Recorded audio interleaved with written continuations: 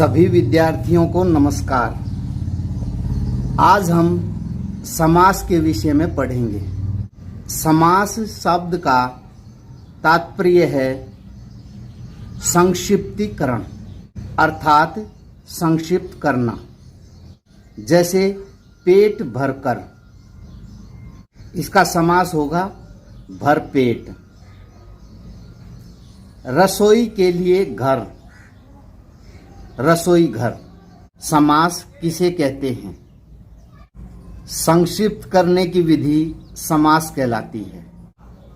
परस्पर संबंध रखने वाले दो या दो से अधिक पदों शब्दों के मेल को समास कहते हैं।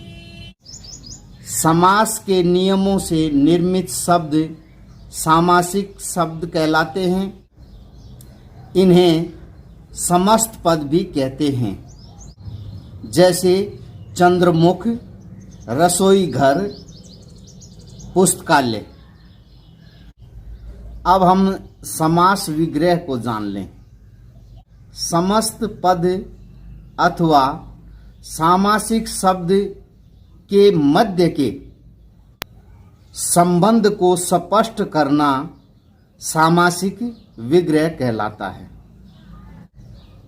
जैसे हम सबसे पहले लेंगे समस्त पद,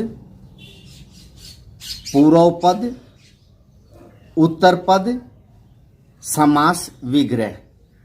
जैसे समस्त पद है माता पिता, इसका पूर्व पद होगा माता, उत्तर पद होगा पिता और समास का विग्रह होगा माता और पिता। इसी तरह से दूसरा देखिए, समस्त पद है यथाशक्ति, पूर्व पद है यथा, उत्तर पद है शक्ति और समास विग्रह है शक्ति के अनुसार। इसी तरह से अगला उदाहरण देखिए, समस्त पद है विषधर, इसका पूर्व पद होगा विष वाला सर्प और इसका उत्तर पद होगा धर और इसका पूरा समास विग्रह होगा विष को धारण करने वाला। अगला देखिए, सभा भवन, इसका समस्त पद जो है वो है सभा भवन और इसका पूर्व पद है सभा, उत्तर पद है भवन और समास विग्रह होगा इसका सभा के लिए भवन। अगला उदाहरण और देखिए, अगला उदाहरण है चतुर्भुज, इसका समस्त पद जो है वो है चतुर्भुज, चतुर्भुज।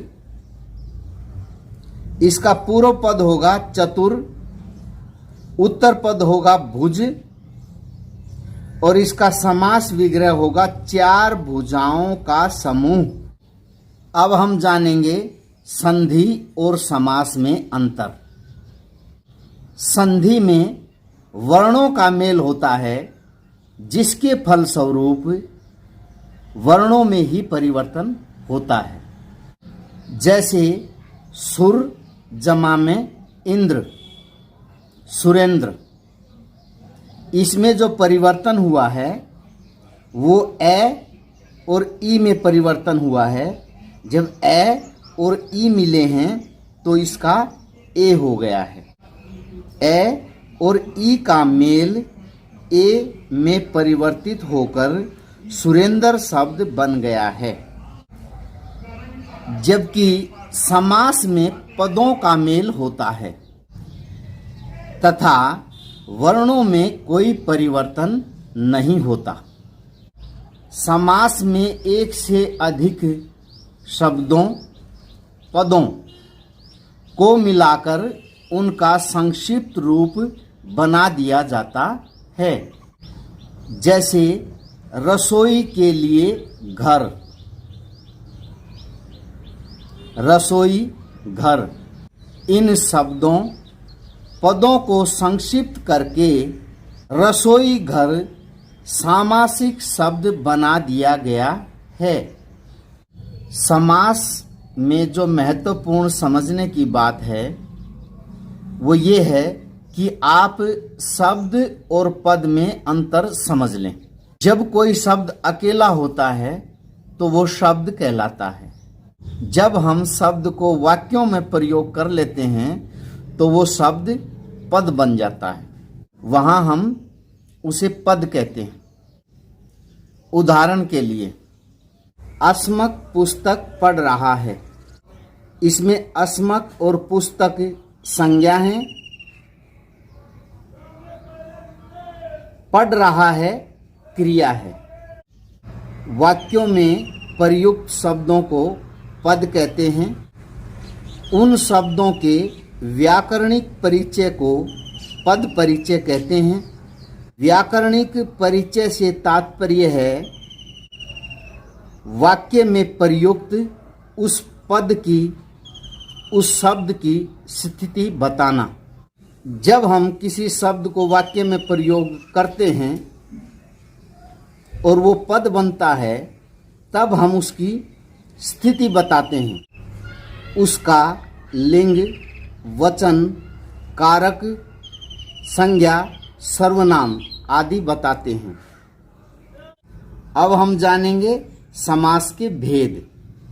समास के 6 भेद हैं।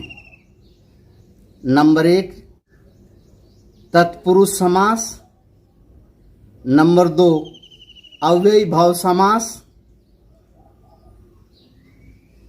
नंबर 3, कर्मधारय समास।